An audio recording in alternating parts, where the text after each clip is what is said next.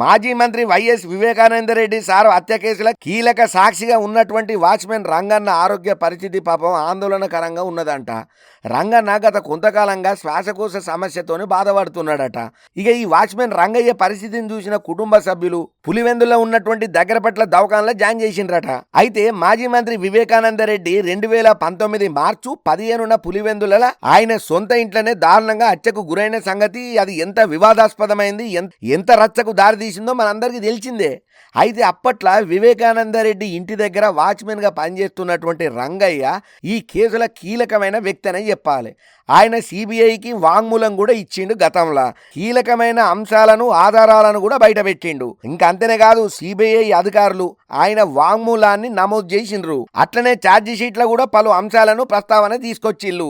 ఈ హత్య కేసు విచారణ సమయంలో కీలకంగా ఉపయోగపడే రంగయ్య ఆరోగ్య పరిస్థితి అయితే తీవ్ర చర్చకు దారితీసింది. రంగన్న వయసు 85 ఏళ్ళు అవుడుతోని ఆయన పలు అనారోగ్య సమస్యలతోని బాధపడుతున్నాడట.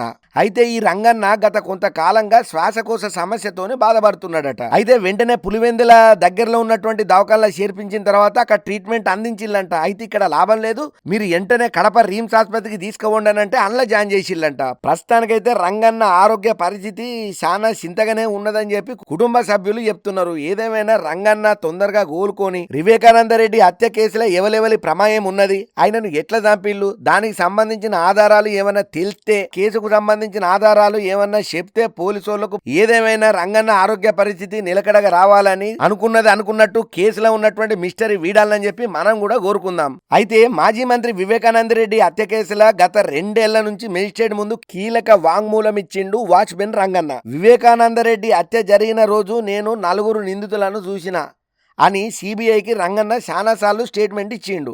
ఆ విషయాన్ని జమ్మలమడుగు మెజిస్ట్రేట్ ముందు టీఆర్పీసీ సెక్షన్ 164 కింద రంగన్న వాంగ్మూలం రూపంలో రికార్డు చేసిల్లు అధికారులు. రంగన్న ఈ కేసుల ప్రత్యక్ష సాక్షి అవుడుతోని 1+1 భద్రతను కూడా కల్పించింది ప్రభుత్వం. ప్రస్తుతం వివేకా కేసు కీలక దశకు చేరుకున్న సమయంలో ప్రత్యక్ష సాక్షి రంగన్న అనారోగ్యంతో ఆసుపత్రిలో చేరుడు, ఆయన ఆరోగ్య పరిస్థితి ఆందోళనగా ఉండు, డాక్టర్లు మెరుగైన వైద్యాన్ని అందించే ప్రయత్నం చేస్తున్నారు. మరి కడప రిమ్స్ నుంచి ఇంకెక్కడికైనా పంపిస్తారా, లేకపోతే కడప రిమ్స్ లోనే ఈయన ఆరోగ్య చికిత్స మొత్తం అవుతుంది అనేది రాబోయే రోజులలో చూడాలి.